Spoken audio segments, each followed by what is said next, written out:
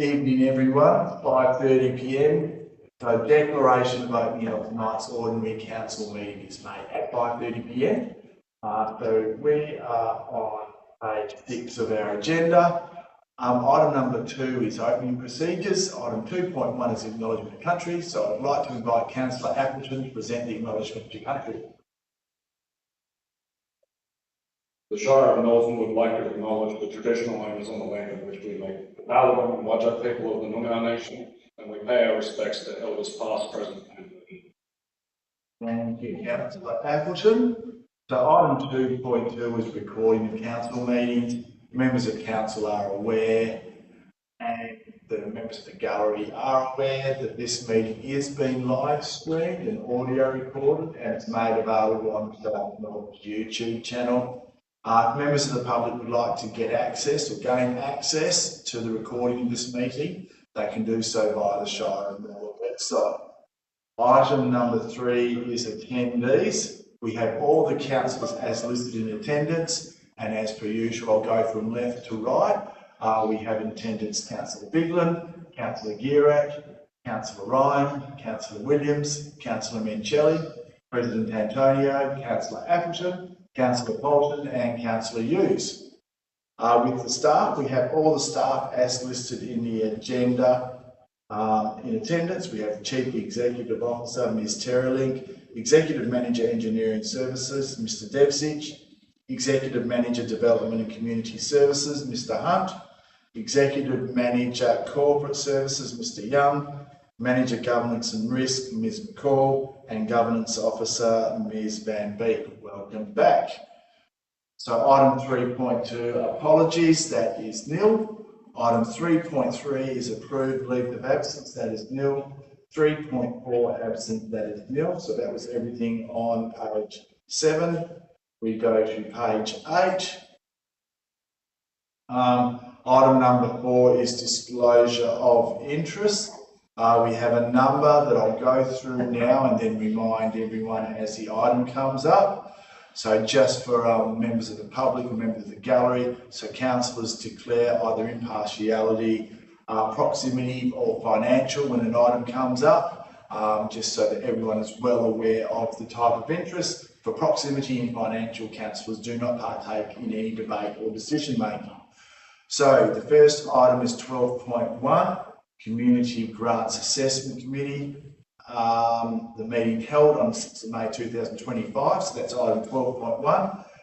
Councillor Hughes declared impartiality. Some members of the Wundarra Community Group are known to Councillor Hughes. Councillor Williams declared impartiality. Members of the Bakers Hill RSL, recipients of a grant, are known to Councillor Williams. Councillor Appleton declared impartiality.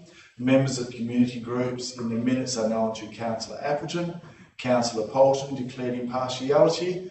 Members of the Bakers Hill and Wundarra Progress Associations are known to Councillor Bolton. Councillor Mencelli declared impartiality. Some members of the community organisations are known to Councillor Mencelli. Councillor Gierak declared impartiality. Members of community organisations mentioned in the report are known to Councillor Gierak. And Councillor Biglan declared impartiality. Councillor Biglan knows members of both the Wundarra Golf Club and Bakers Hill RSL.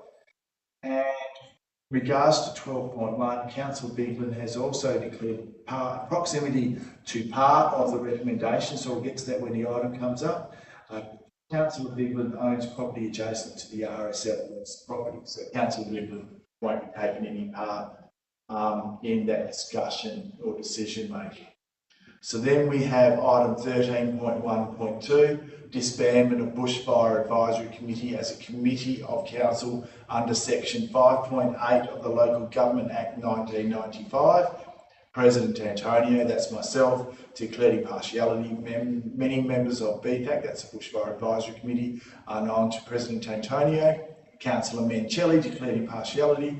Councillor Mencelli was a council representative of the committee and knows a number of members. Councillor Gierak declared impartiality. Councillor Gierak is a council representative on the Bushfire Advisory Committee, and members of the committee are known to Councillor Gierak. Item 13.3.1, Community Progress Association Annual Budget Request. Councillor Hughes declared impartiality. Some members of the Progress Associations are known to Councillor Hughes. Councillor Mencelli declared impartiality. Some members of community associations are known to Councillor Mencelli. Councillor Williams declared impartiality. Councillor Williams is an executive member of the Bakers Hill Progress Association and has been involved in the budget applications. Members of the Progress Associations are known to Councillor Williams. Councillor Appleton was still on the same item, declared impartiality. Members of community groups are known to Councillor Appleton. Councillor Poulton declared impartiality. Members of the Bakers Hill and Mundarra Progress Associations are known to Councillor Poulton.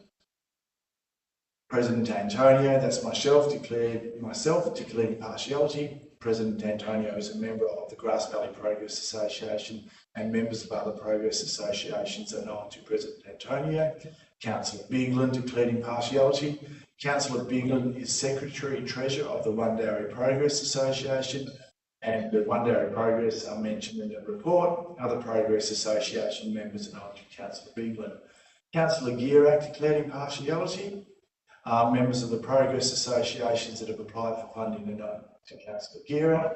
Councillor Ryan declared impartiality. Members of some of the Progress Associations are known to Councillor Ryan. Display of the artworks, that's 14.1, that's behind closed doors, so I'll just read that out as we get to it.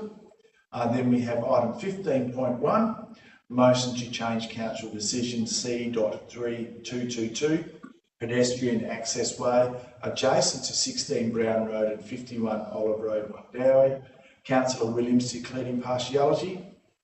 Councillor Williams was mover of the original motion. Councillor Williams has been in discussions with several local residents about the matter. One of the adjoining landowners is known to Councillor Williams. President Antonio declared impartiality, that's myself. Owners of the properties mentioned in the report are known to President Antonio. Councillor Mencelli declared impartiality. Owners of a property near the public access way, or POR, are known to Councillor Mencelli. Councillor Biglan declared impartiality. Owners of the adjacent lots are known to Councillor Biglan. Councillor Ryan declared impartiality. One of the landowners who lives near the access way is known to Councillor Ryan. So that's all of the disclosure of interest that I've received at this point in time. Everyone is aware, all councillors are aware, that before we get into a debate or discussion, councillors are still able to disclose an interest of whichever sort is applicable as the item comes up. So now we are on page 12, which is item number 5, announcements by the presiding member without discussion. So you take that as read. Then we go to page 14. So we have item number 6 is public questions. We did have one public question, so I'm just going to ask it on behalf of Sally Hart, who's put this question in. It's just to do with this week's weekend activities. If I've summed it up correctly, Sally Hart would like to know about all the activities both on Saturday and Sunday, so that's to do with the Sky Whales and then the Elevate Festival. So what the details are, the Sky Whales, what time is it, sort of confirming where is it going to be tethered, is it going to take off, things like that, and a bit more of a briefing on Sunday, which will help all members of the public. So I'm just going to request the CEO answers that, please, just so we can go through and get some more details on those events. Okay, thank you, President. So for Sally's information, there is, I guess, 3 main parts of the weekend or the long weekend of ballooning. So we do have a light balloon fiesta that's being run by Northern Ballooning Events that will be going from the 30th of May to the 2nd of June, and that will be a number of light balloons taking part in a fiesta, and some of those will be coppers, and there's some homemade balloons as well in that. We are trying to secure a site for them that's a little more central for them to take off on one of the days where the weather might be suitable, so we're just liaising with them on that at the moment. And then on the Saturday morning, so that's the 31st of May, we will have Patricia Piccinini's Sky Whale and Sky Whale Papa flying, hopefully flying. So the starting time for that is, if people want to be there between sort of 5:30 and 6 in the morning, grab a coffee, watch the balloons being inflated, and then listen to the soundtrack that actually goes with the Sky Whales. And we're anticipating that the whales, if they can take off, they will do so at about 7 o'clock, which is sunrise. That is weather dependent. We're hoping that at a very minimum they can be tethered, but we're hopeful that with the right weather conditions they'll also be able to fly, but that's very much based on the weather conditions on the day. And then on Sunday from 2 p.m. till 10 p.m. we have the Elevate Festival, which will include a balloon blow, carnival rides, food trucks, entertainment for children and adults. We'll have a main stage that will have a rolling series of acts going through them, culminating in the baby animals coming on, I think, about 9 o'clock in the evening. And there'll also be a balloon blow and fireworks, with weather permitting as well, but we're obviously hopeful that those things will happen. Thank you very much for that answer. And if any member of the public would like information, it's on our website, and we'll just make sure, we're saying that to members of the public, make sure you get valid tickets. So there's been attempts of fraud with tickets and resales. So you can follow the Shire of Northam's webpage or social medias to do that correctly. We now still on page 14, we have item number 7, response to previous public questions taken on notice. There are some listed there, so the question and answers are provided, so we take that as read. Then still on page 14, we have item number 8, receiving of petitions, presentations and deputations. Petitions 8.1, it is nil. 8.2, presentations, that is nil. 8.3, deputations, no one has applied for a deputation, so that is nil. We are still on page 15 now, so we have item number 9, which is actually on page 15. Application for leave of absence. There are nil. I'm just making sure of that. So that's fine. Oops. Just going the wrong way, so apologies for that. Then we are on page 16, we have item number 10, which is confirmation of minutes. 10.1 is confirmation of minutes from the ordinary council meeting held 23rd of April 2025. There was no questions asked on this, so I'll be looking for a mover in a second. Councillor Poulton moved, Councillor Menchel seconded. Is there anyone likely to speak against? So all those in favour by show of hands, that's 9-0. Then we have item number 10.2, confirmation of minutes from the special council meeting held 30th of April 2025. Again, there were no questions last week on that. Speaking, Councillor Hughes going to move, Councillor Poulton is going to second. Is there anyone likely to speak against? So all those in favour by a show of hands, that's 9-0, that's carried. Then we have item 10.3, notes from the council forum meeting, just the date is correct now in the agenda. The forum meeting held 21st of May 2025. This is a new item, councillor, so I just wanted to check if there's any clarifications or questions on these notes. So no, so I'm just looking for a mover and a seconder. Councillor Hughes is moving. Councillor Menchel is seconding. Anyone likely to speak against? So all those in favour by a show of hands, that's 9-0, that's carried. Then we go to page 43. So item number 11 is items brought forward for the convenience of those in the public gallery. There's nothing, so I'm going to continue on. There's nothing to be aware of, so I'm going to continue on the meeting. Then we have item number 12 is reports of committee meetings. First one is 12.1, Community Grants Assessment Committee held 6th of May 2025. Just a reminder that Councillor Hughes declared impartiality, Councillor Williams,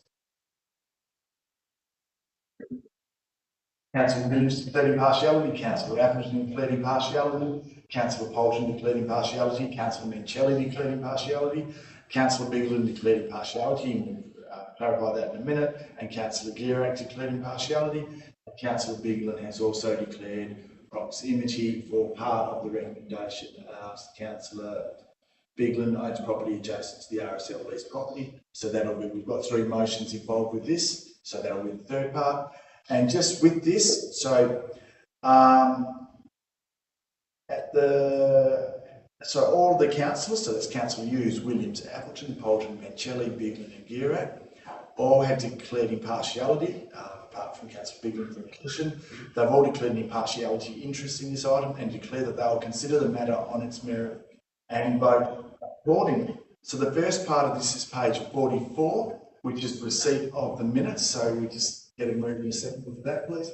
Saw Councillor Ryan and Girac. Sorry, Councillor Mancelli. So Councillor Ryan moved, Councillor Girac seconded. Anyone likely to speak against receipt of the minutes? If not, I'll put that to the vote. All those in favour by a show of hands. That's 9-0, that's carried. Then we go to page 45. Do I have to state that? Do I need to state that? We do have to just sort of...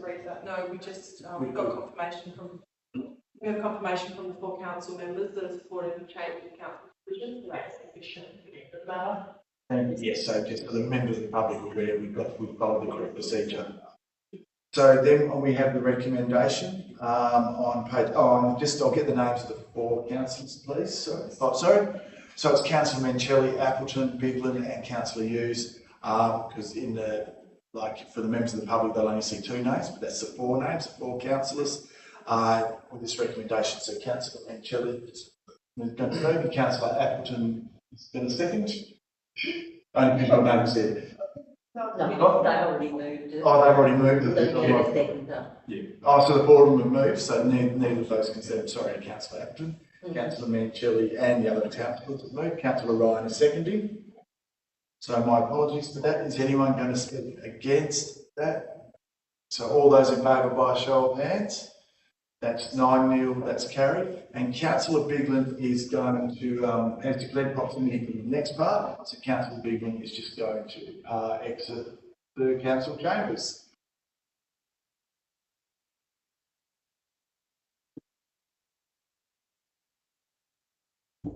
So we're still on page 45, councillors, and we have the recommendation there. Councillor Mancelli is moving that recommendation. Councillor Ryan is seconding. Anyone likely to speak against? So all those in favour by a show of hands. That's 8-0, that's carried. Oh, thank you. Oh, see who gets it first.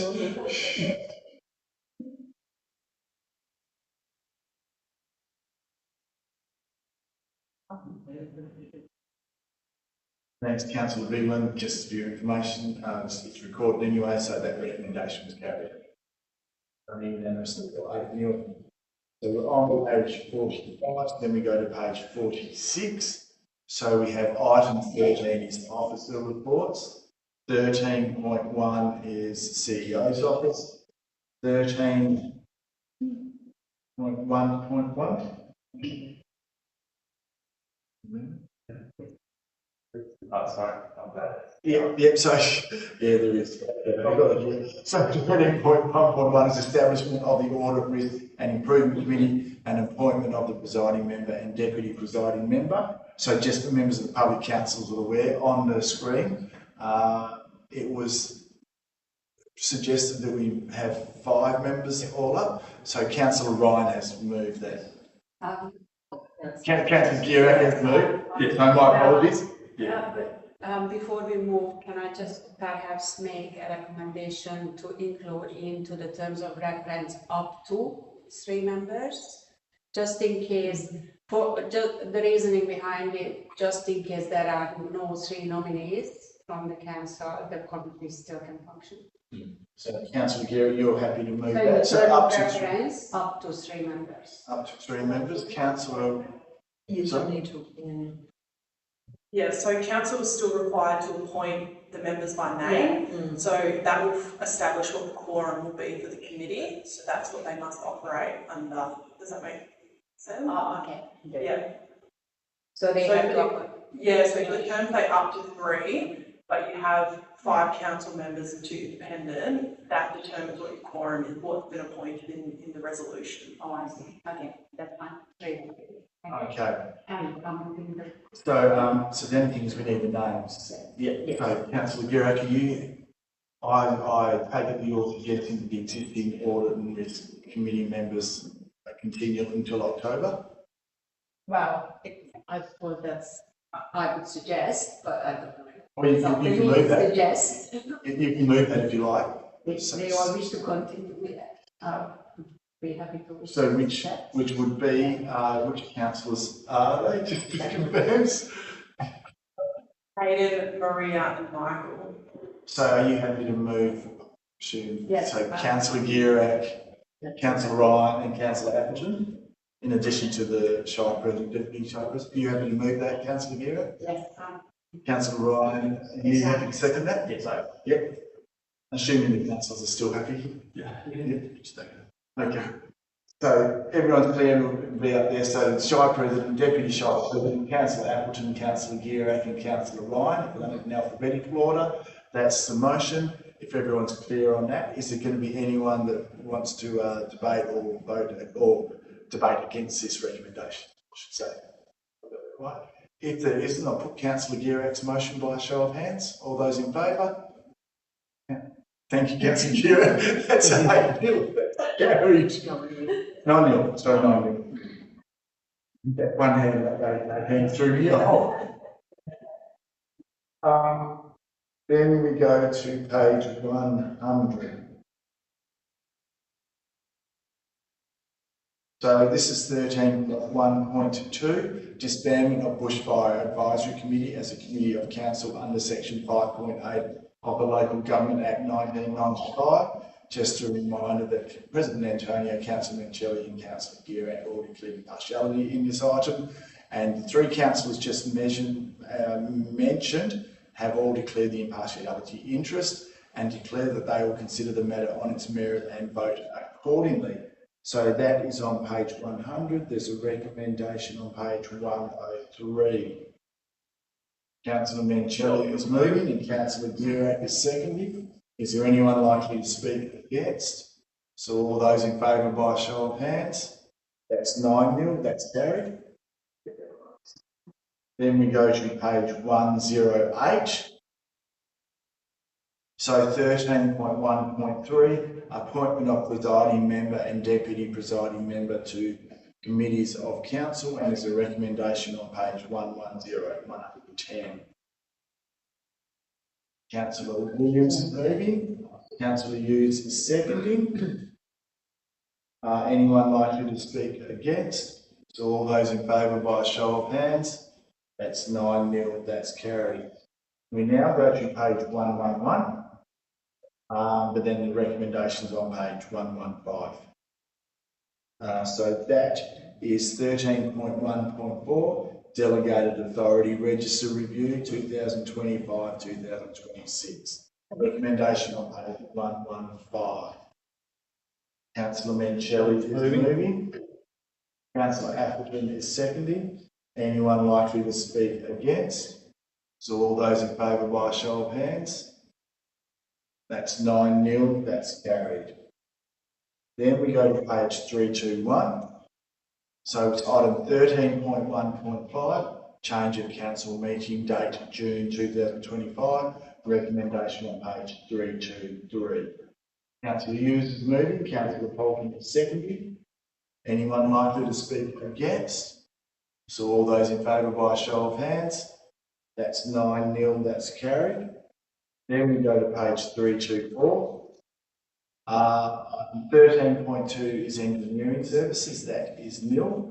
Then we go to item 13.3, I'll get that correct first, is development and community services. First item is 13.3.1, Community Progress Association Annual Budget Request 2025-2026. I'll just get all the councillors who have declared interest in this. So councillors Hughes, Mencelli, Williams, Appleton, Polton, Biglam, Guirac and President Antonio have all declared an impartiality in this item. and declare that they will consider the matter on its merit and vote accordingly. And Councillor Ryan, my apologies, Councillor Ryan also declares that. That was on the next page. So this is recommendation is on 2 pages, which is page 339 and 340. Recommendation. Councillor Menchel is moving, Councillor Ryan is seconding. Anyone likely to speak against? So all those in favour by a show of hands? That's 9-0, that's carried. Then we go to page 3. Sorry. No, so it's actually 2 recommendations. My apologies. I did have both pages. I was reading as continue. So thank you, Councillor Appleton. So there's a recommendation on page 340, which I just mentioned. Councillor Appleton is moving. Councillor Menchel is seconding. Anyone likely to speak against? All those in favour by a show of hands? That's 9-0, that's carried. Thank you, Councillor Appleton. So we go to page 341. So item 13.4 is corporate services. 13.4.1 is accounts and statements of accounts, April 2025. The recommendation on page 343, there was some queries by Councillor Guerrick and we got advice this afternoon with those queries. Councillor Guerrick. Yes, do I need to read them out to be included in the agenda? You can read them. Yeah. You can do, have you got the answers as well? I have got the answers here. Yeah. Yeah, if you read them out because it's Or generally we don't include commentary in the minutes, usually it's just the decision of council unless it changes the direction for the decision making process. Yeah. So we have the recommendation on page 343. You don't mention question. No. Okay, just try to find it. It was in regarding the flood damage, which I remember, which I recall that this was claim 4, which I paid, and there is a claim 5. Did we receive any insurance for this flood damage, or what this is all paid? So we did make a claim through DFES, through the Disaster Recovery Fund, or BAWA as everyone calls it, through that fund, and we received an amount for that, and we have also submitted a claim for contingency funding as well, because some of the expenses for traffic management and a few other things like standby rates for harvest movement vans and that type of thing weren't accounted for. So we're just waiting on the result of that claim for the contingency funding. And the supplementary question, what was the out-of-pocket expense to the Shire? If it's known. So the portion that we've already had information under the funding agreement, that's 100% funded. The component that we're waiting for, which is the approval for the contingency, that will be the only out of pocket if it's not approved. Off the top of my head, I'm not 100% sure what that figure is, but we can certainly confirm that. I think it was in the financial report for last month, and I think it was about 258,000 from memory. Thank you. So we've got a recommendation on page 343. Councillor Menchel is moving, Councillor Guerrick is seconding. That's how I saw it, sorry, Councillor Guerrick. Is there anyone likely to speak against? So all those in favour by show of hands? That's 9-0, that's carried. Then we go to page 381. So 13.4.2, financial statements for the period ending 30th of April 2025 with a recommendation on page 383.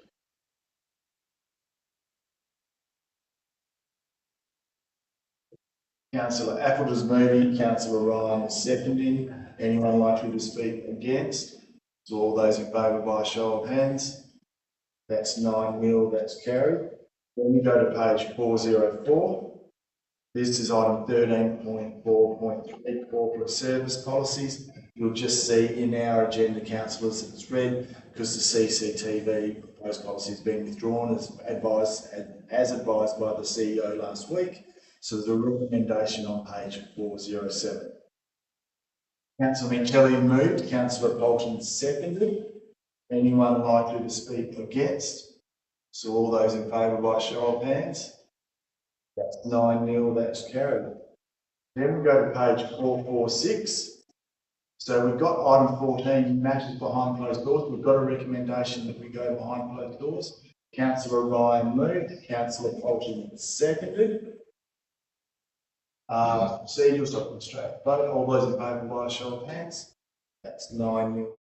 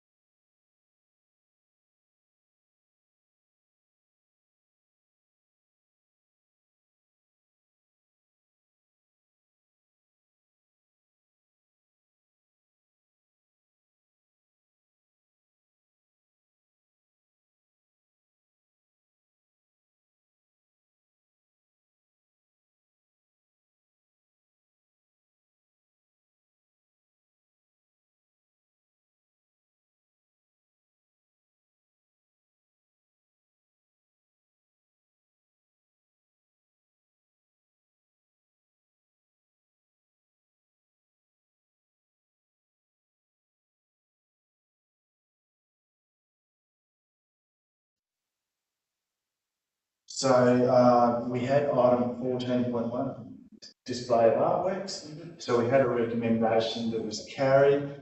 The recommendation is that Council 1 would request the CEO, the Chief Executive Officer, to arrange removal of the artwork number 145 and 156 and the Shire of Northern Art Collection inventory on public display and place the artworks into storage until further notice. Item 2, retains artwork number 145 and 156 in the Shire of Northern Art Collection. Item 3, requests the CEO, the Chief Executive Officer, to arrange removal of the displayed print of artwork number 145 from the BKB exhibition and replace it with an alternative artwork. Item 4, requests the Chief Executive Officer to arrange the commissioning of an alternative artwork to replace the display of artwork number 156. And again, that was carried. So we're still on page 446 of our agenda. We have item number 15, which is motions of which previous notice has been given. Just going to read out, so President Antonio, Councillor Minchelli, Councillor Bigland, Councillor Ryan, all declared. Councillor President.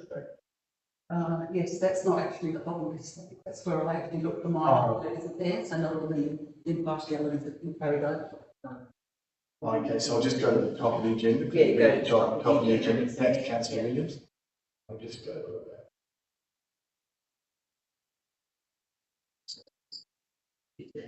Right. So just to thank Councillor Williams, so I'll just go through the list at the top of the agenda. So Councillor Williams, these are all the councillors declared impartiality. So Councillor Williams, President Antonio, Councillor Minchelli, Councillor Bigland, Councillor Ryan. So it's just one that's been covered. Have all declared impartiality in this interest in this item and declare that they will consider the matter on its merit and vote accordingly. So then I read that from the top of the agenda, so I'm just going to go back to page 446. So just to remind everyone, we're on 15.1, motion to change council decision C.3222, pedestrian access way adjacent to 16 Brown Road, 51 Olive Road, 1 Dowie. So we've got the first one on page 447 is the motion that council raises agenda item 15.1, motion to change council decision C.3222, pedestrian access way adjacent to 16 Brown Road and 51 Olive Road, 1 Dowie from the table. The line is moving. Been moved as well. Councillor Menchel is seconding. So that's the motion on page 446. Is there anyone likely to speak against this motion to raise the agenda item? No, so then I'll put that, all those in favour by show of hands. That's 9-0, that's carried. So then I believe the next one is on page 451. Sure I've got it right. And so The members and then, yes. so these are the motions. No. I'll read it. So with this motion, it's on the board. Councillor Menchel is,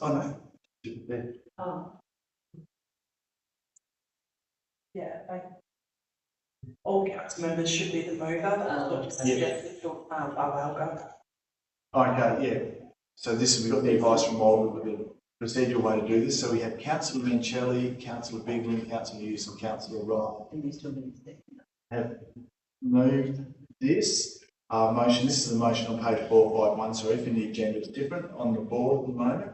So we have 4 councillors who've moved it. So we do need a seconder to proceed. So if we don't have a seconder, it doesn't proceed.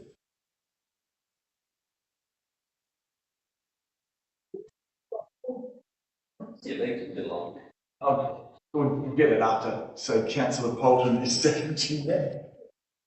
So we have a motion. So Councillor Menchel, Biglin, Hughes and Ryan.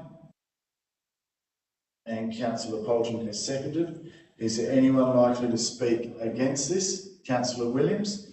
So I'll go to Councillor Menchel. Yes, Mr. President. This might prolong the meeting a little bit tonight. There's a number of questions that I'd like to ask in the first instance. The original recommendation was made in December 2017, and I'd really like to know what the background was for that, because unfortunately there's nothing provided. It's just got the recommendation of the council decision. So on that occasion, and I was party to that decision making on the night, only been on council for a couple of months, so I was probably hoodwinked into supporting it. But at the end of the day, we're talking about a pedestrian access way, okay? Does that restrict the access way to pedestrians only, or does it include emergency service vehicles? That's question number 1.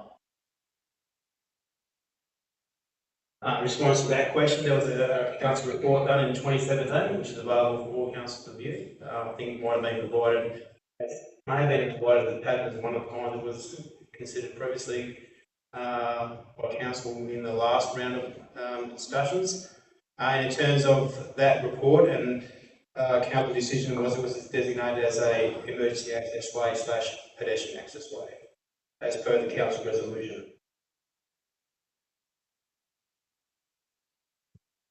But if I look at the plan of that particular subdivision, it clearly states pedestrian access way, right? Is that a fair comment? Probably, we'll be careful about that. Try not to debate with the staff. Yeah. So No, there's some questions that need answering. I think as per the report, the staff made inquiries with the Department of Planning, Lands and Heritage regarding the original intent of the public access way being created. However, they've advised that there is little historical information on origin. The department indicated it is likely that the public access way was created to provide emergency access. So we can only go by the advice that was provided to us by the Department of Planning, Lands and Heritage, and that was the advice. Unfortunately, that particular advice is not definitive.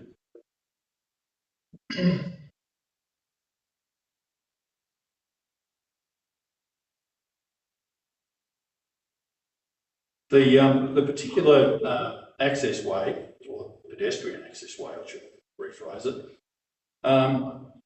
is really an aberration, because if you look at the further subdivisions that were done in that immediate vicinity, in Marinja, Acacia and Heather, where the roads are very much longer, there is no access way.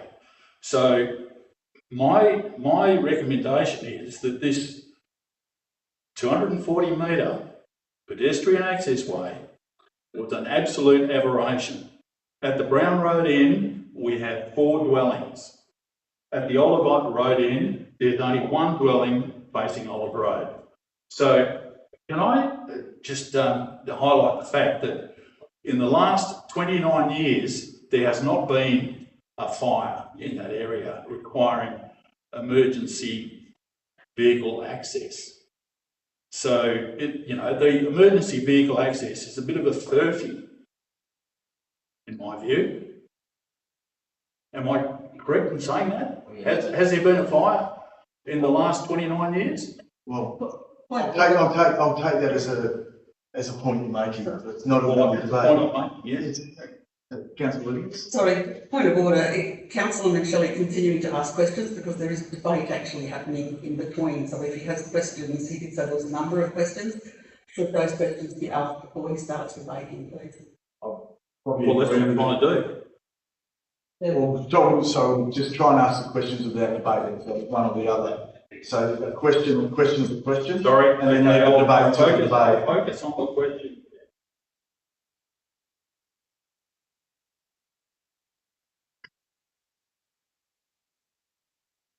So the pedestrian access way is actually vested in council, is it not?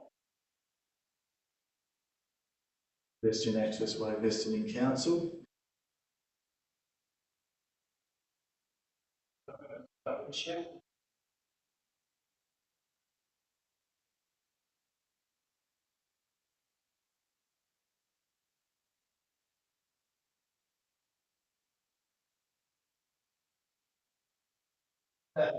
That's my understanding. Lot 55 is vested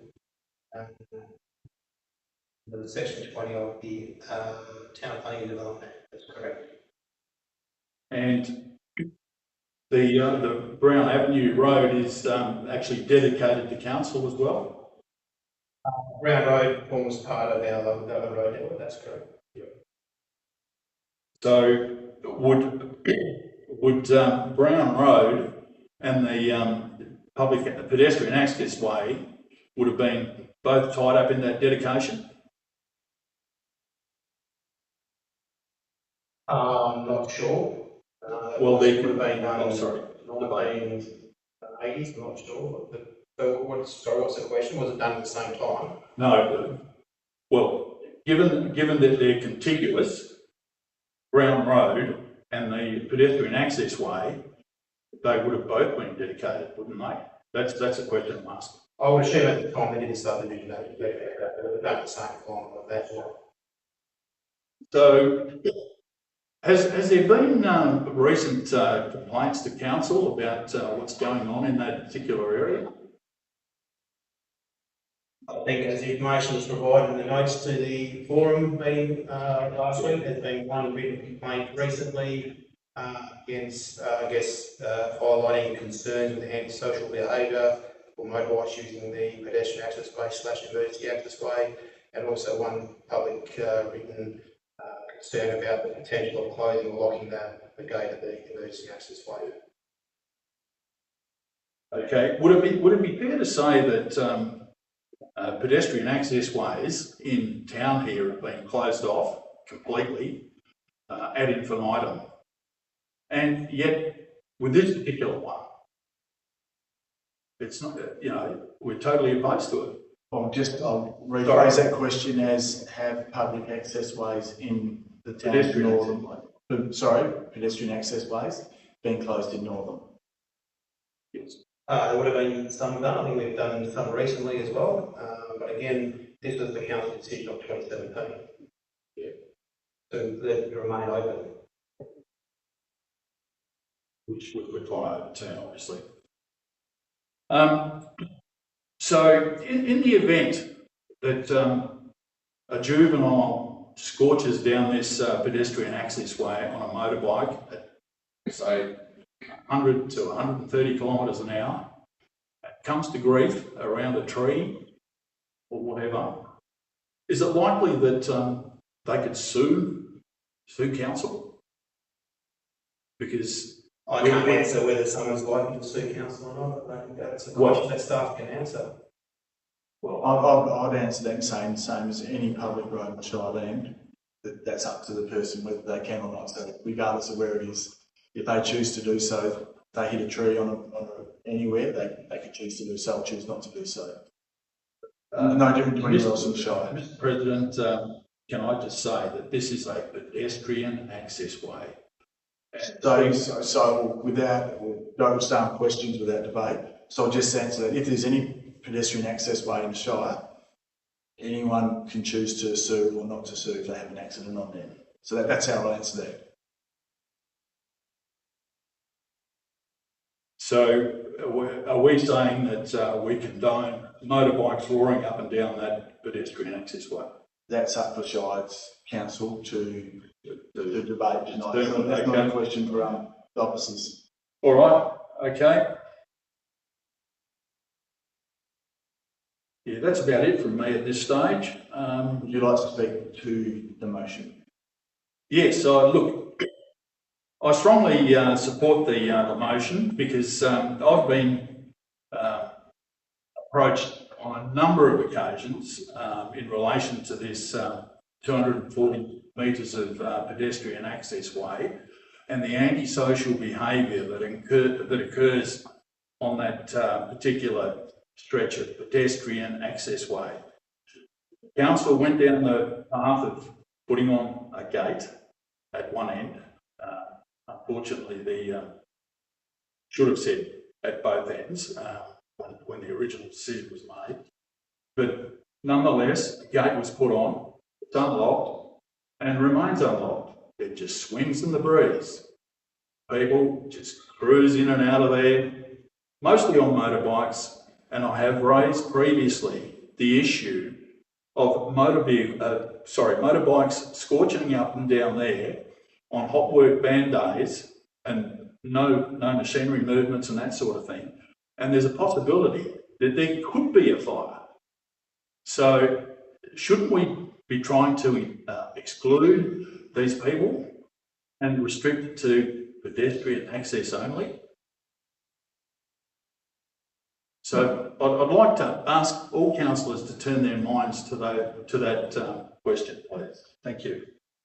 Thank you, Councillor. Councillor Williams.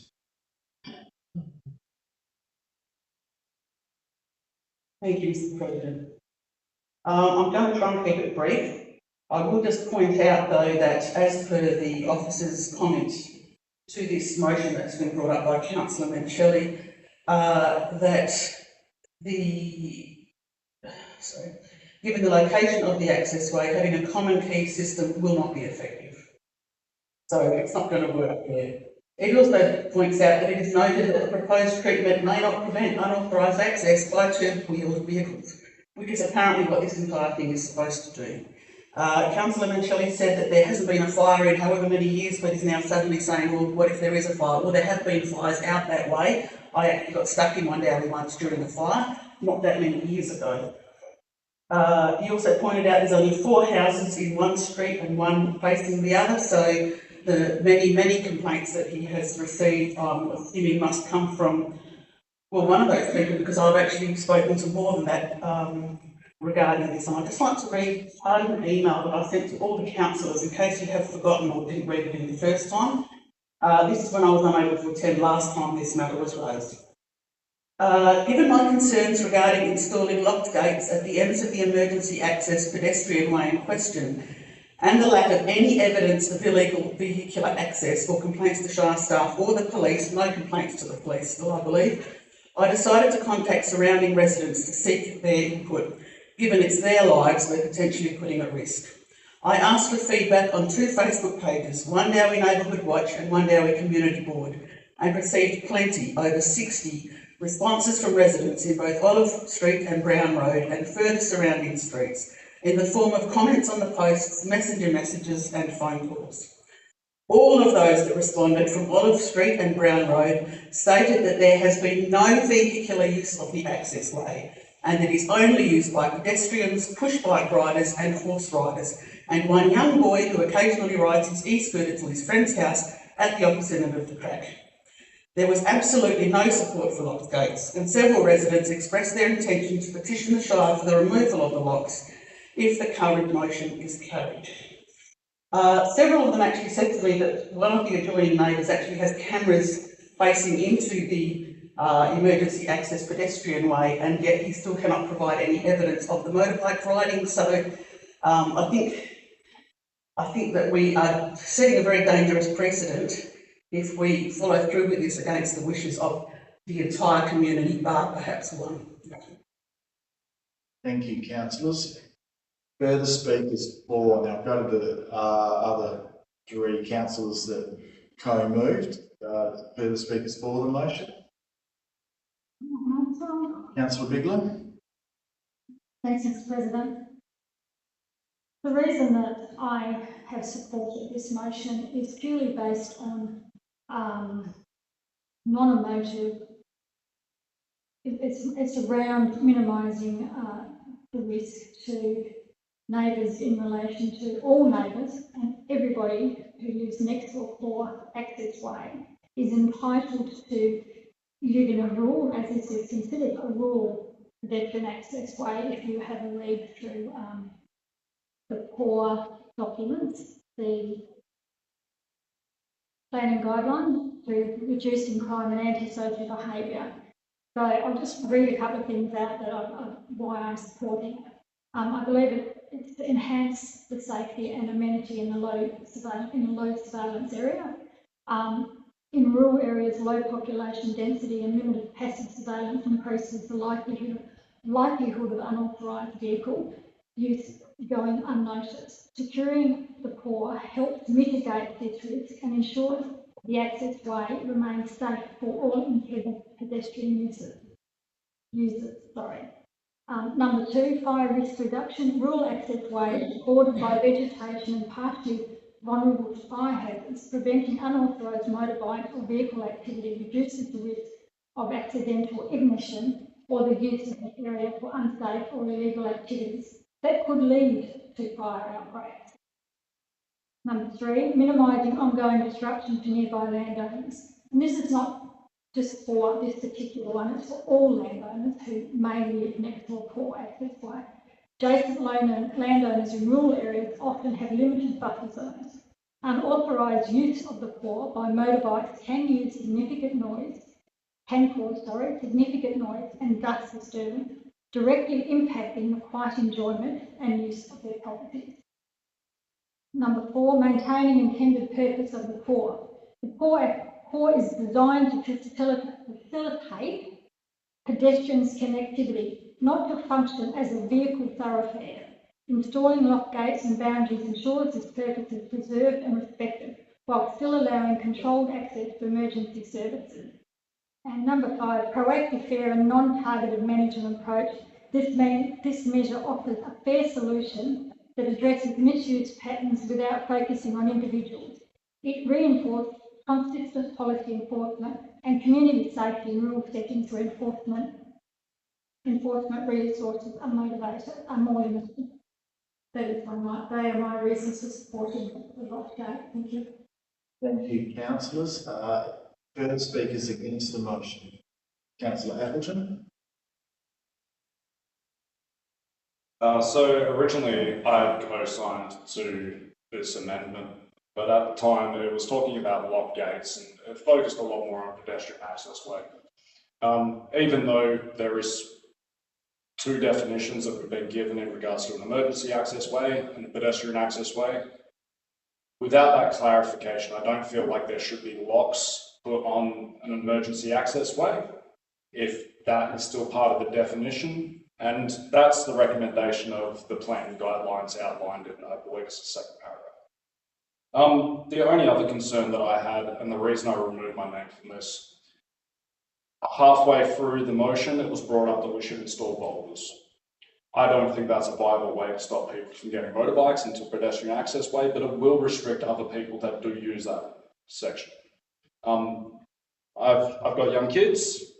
I guarantee it's a lot harder for me to get a pram through a set of boulders than it is for someone to lift their motorbike over. I don't think it is a valid way to stop this sort of activity from happening. If we are worried about people doing the wrong thing, let's report them to the police. Let's do it the correct way, not restrict access to people that have probably harder ways of getting into that sort of area.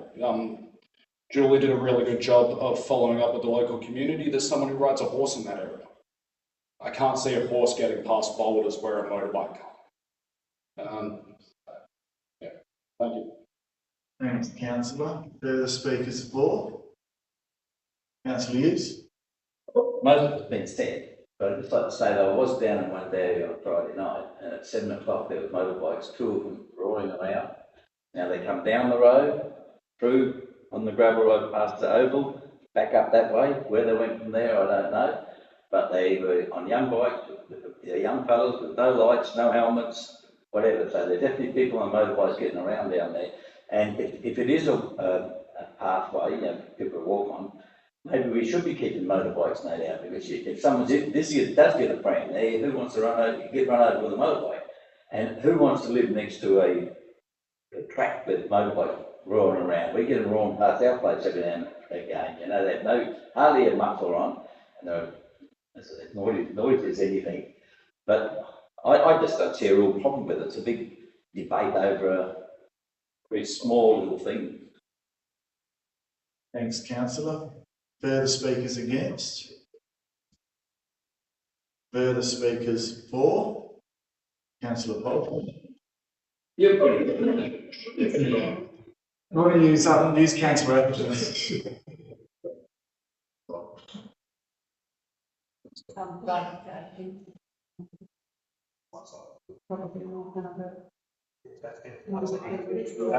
So I think that's a big difference sometimes.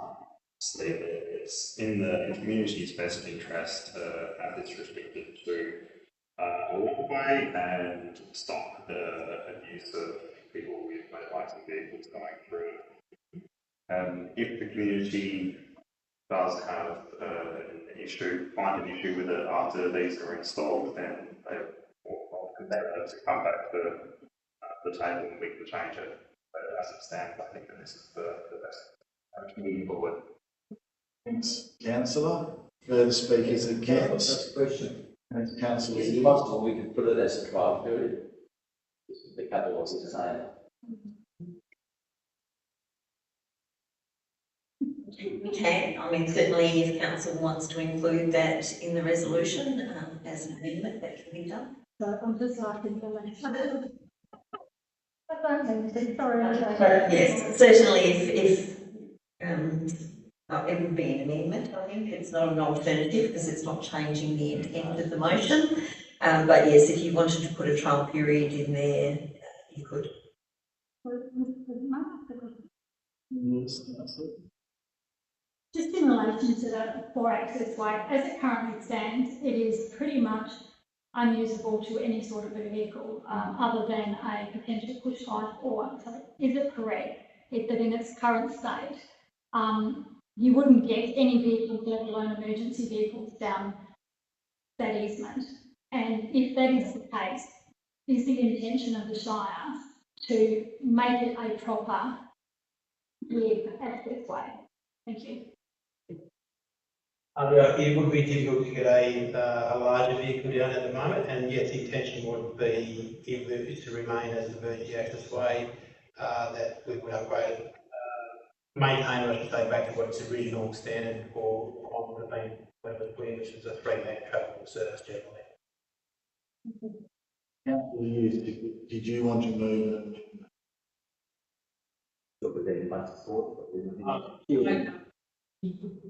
I'll move the amendment.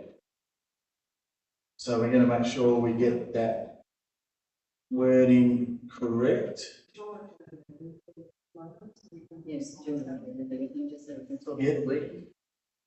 We'll adjourn the meeting at 6:30 PM. Just so we can get the wording of that amendment correct. We put it in until that easement will be suitable for emergency access, have the lot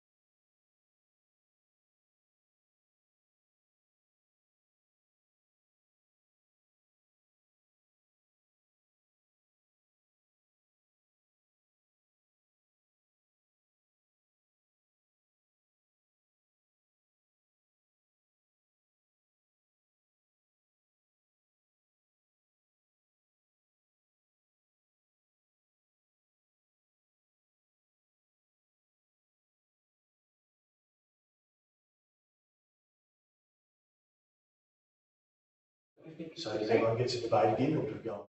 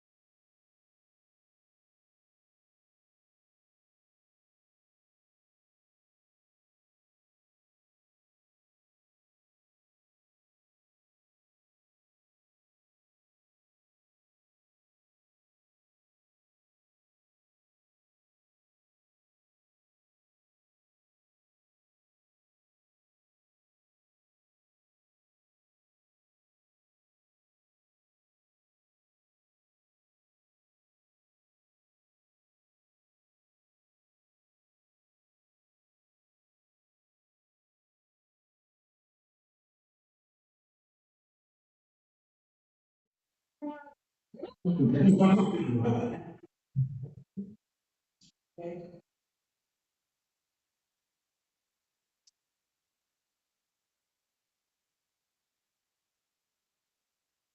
good. So the meeting's resuming at 6:39 p.m. We have an amendment to the motion. Councillor Hughes has moved an amendment. Councillor Gierac has seconded an amendment. So that is that the words locked be removed after the word install.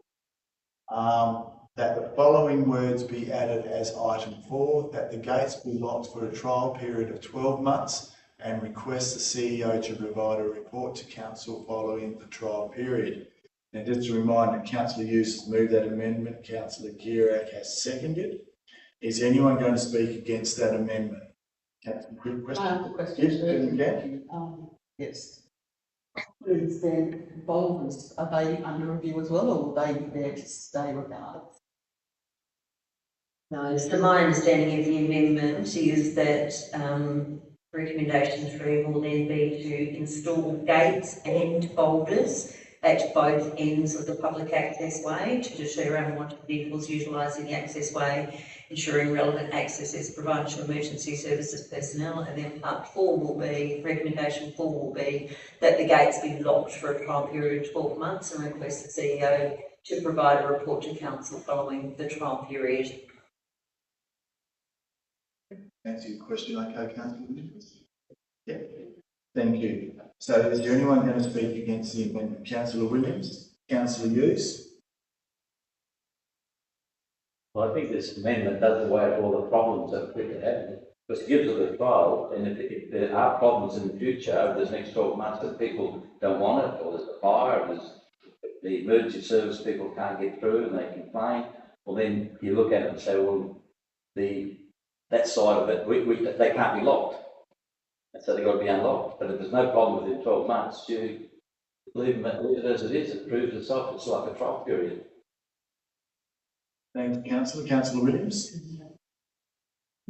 It's a trial period for the locked gates. Unfortunately, if there is a fire within that time, I think it's a little late to say, oh well, we should have known better. And the boulders will remain in place. So it's not actually, if it's a trial period, it should be a trial period for the whole thing, because the boulders are also going to put some impact. Thank you, Councillor. Councillor Gear. I believe this will be a good solution for the trial at the moment as it is. The accessways identified as poor, so it's only for pedestrians.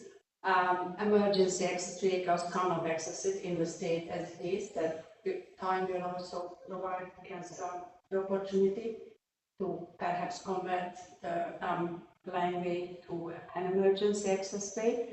And if there is any access required, if there is a fire, I believe emergency services will have a key to the locks to access the laneway area. Thanks, Councillor. Further speakers against the amendment? Councillor Appleton. I understand the idea of having a trial and trying to mitigate how we deal with this, but I think at the end of the day, the issue still remains. The main reason for this coming up is obviously antisocial behaviour related to motorbikes. Councillor Hughes did bring up, he himself was in Wondowie just recently. They are riding motorbikes around Wondowie. It's not just a public access way, it is throughout the surrounding areas. If we want to deal with an issue of antisocial behaviour in regards to vehicles, it needs to be dealt with on a wide scale, not just closing down one access way and spending the ratepayers' money on new gates and locks and turning what has been said to be an emergency access way inaccessible unless you are yourself part of the emergency management crew. Thank you. Thank you, Councillor. Further speakers for the amendment? Councillor Ryan. Thank you, Mr. President. So, I suppose one of the difficulties we have with this particular item is that this particular pedestrian access way has been on the Shire's agenda quite a few times. There's decisions made in regards to it. For whatever reason, it's beyond me, but somehow it's just not eventuated, which is bizarre. But anyway, so here we are again. I think this is the third crack at it. Of trying to actually do something with it. Now, I would encourage and invite councillors to support the amendment so that it then becomes substantive. And one of the important things I'd ask you to turn your mind to is this: it's a trial period, and I appreciate what opponents against the motion are saying with regards to the boulders. Boulders can be moved. Yep, they're a bit heavy, but they can be moved. Get the loaders in, lift them out. It's a trial period for 12 months. So why is it important? It's important because it's a trial period for a pedestrian access way. And if there are other pedestrian access ways in Wondowie, Bakersfield, whatever, it's going to allow us a little bit of experience with these sorts of things to see what it's like with the residents of the area think it's a good idea.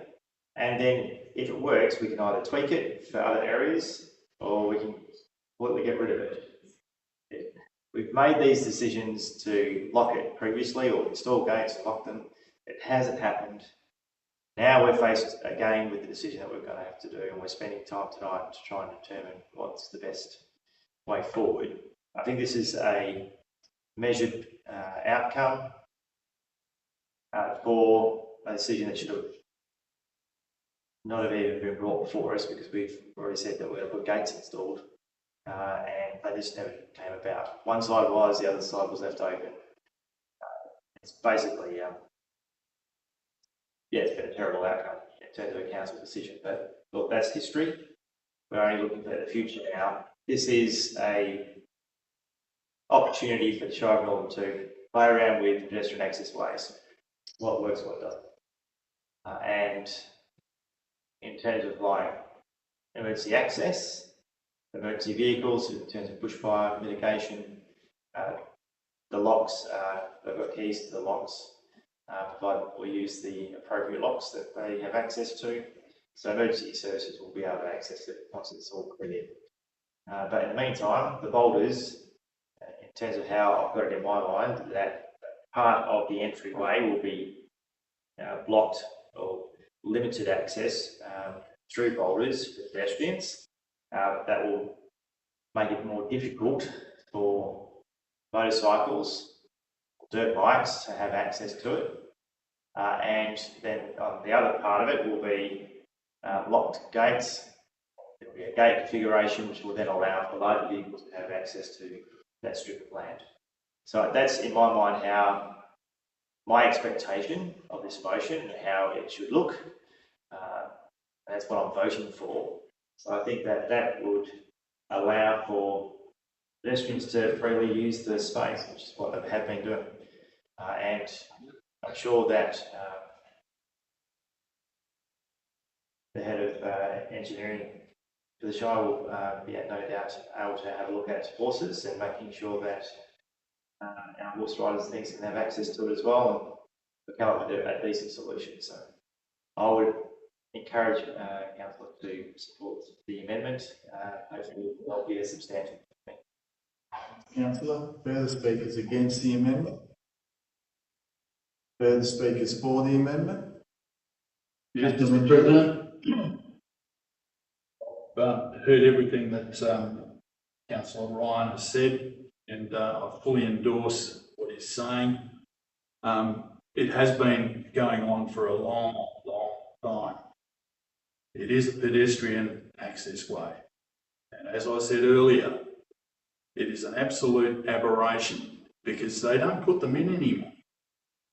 And I've already said that they've put roads into that part of the world down there, and there are no pedestrian access ways or emergency access ways out of Marinja, Acacia and Heather roads. So ideally, this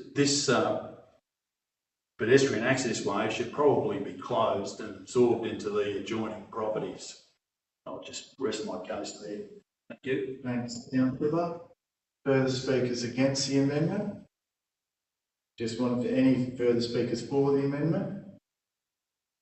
If not, I'll put the amendment. All those in favour of the amendment by a show of hands?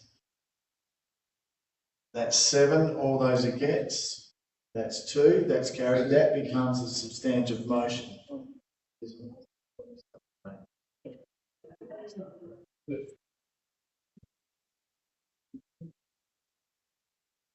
So it's still the same. It's still the same. Yeah. Yeah, because this one has to be by accident. Arrangement, this one has to be by an absolute majority. Yes, it's true. Definitely do start debate again. Yeah. So, Councillor Minchelli, so just for clarification for everyone, this amendment has become a substantive motion. We've checked our standing orders, so we start debate again on this amended motion, which is now substantive. So, Councillor Minchelli, I'll put you first. Well, I've already spoken on the matter, and everything I've said should stand. In terms of locking the place and giving access to everyone and sundry, I don't think that is the intention at all. If emergency people need to access it, they'd have the appropriate keys. And I don't think anyone else would be a custodian of the keys to those gates. And in a strict emergency, they could get the bolt cutters out and cut the chain and gain access to the pedestrian access way, which,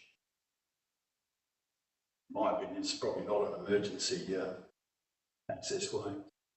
But yeah, I think everyone's heard what I've said, and I don't want to rehash it all. I'll leave it at that. And my apologies, I did not ask if there was any speakers against, but I assumed there was speakers against. Councillor Williams. So apologies for assuming that. Yes, thank you. I also have said most of what I would like to say, other than I'd be curious to know how boulders are going to be put in place that will allow a horse through but not a motorbike. Also, the fact that the boulders are intended to stay regardless of the outcome of the amended part of the motion. I disagree with the whole thing. The community is in disagreement with it. The community does not want it. We are being asked to do this on hearsay only. and amenity for one resident should not affect the amenity for all the other people that use this emergency access / pedestrian access way in an appropriate way.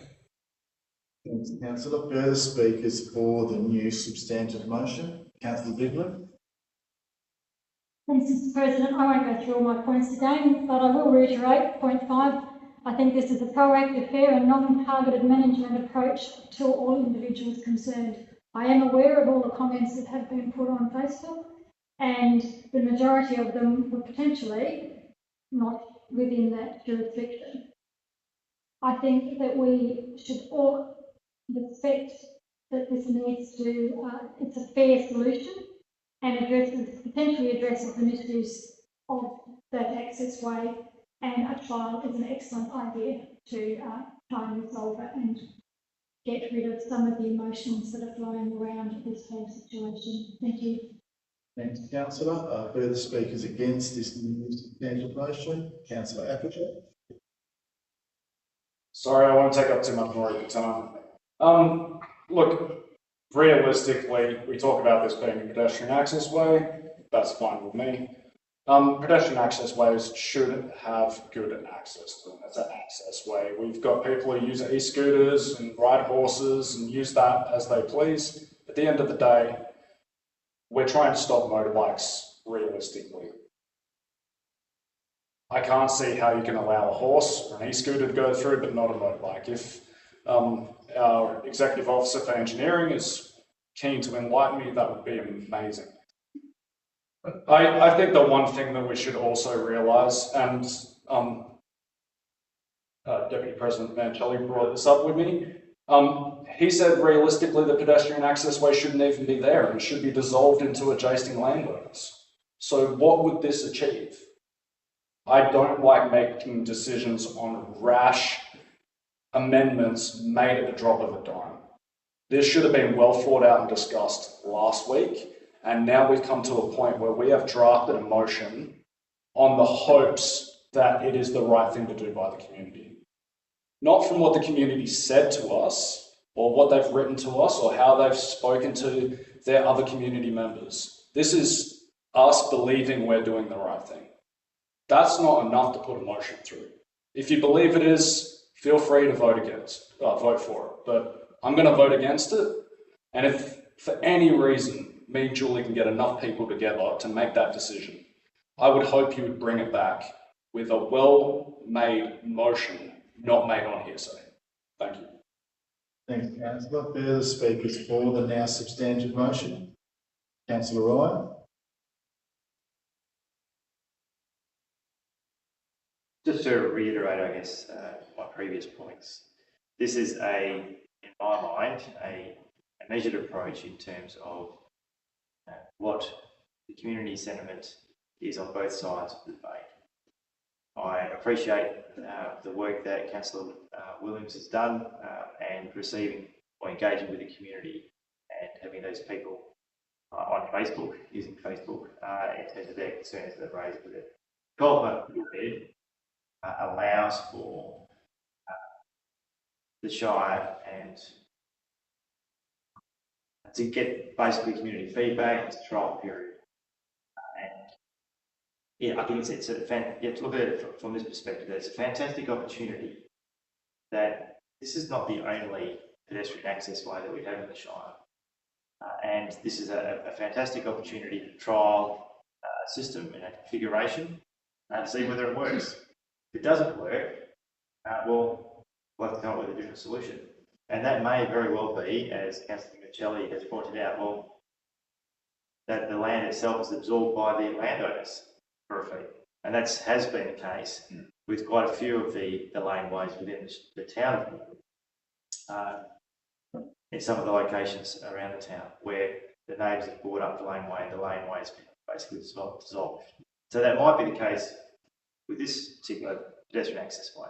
But at least we've got 12 months, right, to review it, put some strategies in place to minimise the unlawful access using of the trail bike riders. It still allows for members of the public to use it for walking the trail as part of their exercise regime and the like. hoping that horses will still be able to use it.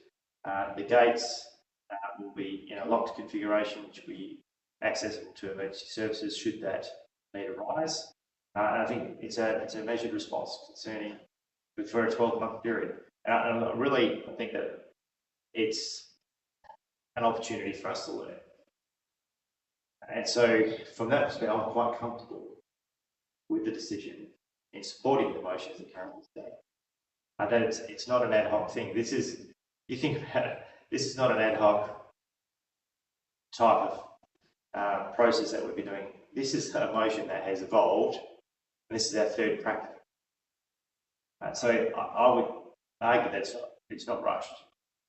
We've been across the content.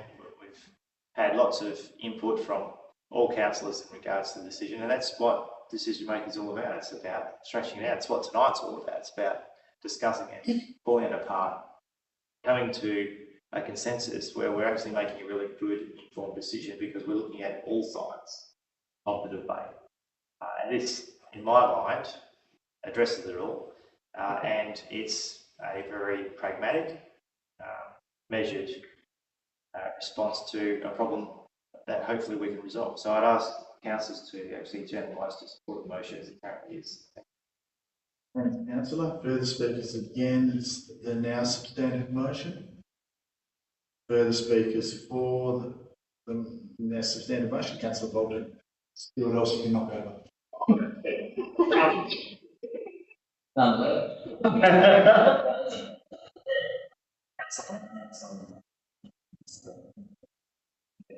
About solution to the problem that is not two but 3 times now. It can always be changed in the future, and it gives us an excellent case study to learn. And learning something new is the great solution.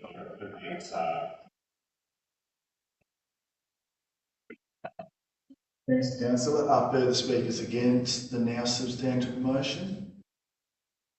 Just flesh it out one more time. Any further speakers for the now substantive motion? No? I think Councillor Ryan really summed it up well. No, so make sure, so one last go, further speakers against the now substantive motion? No. Further speakers for? There's only one person who hasn't spoken.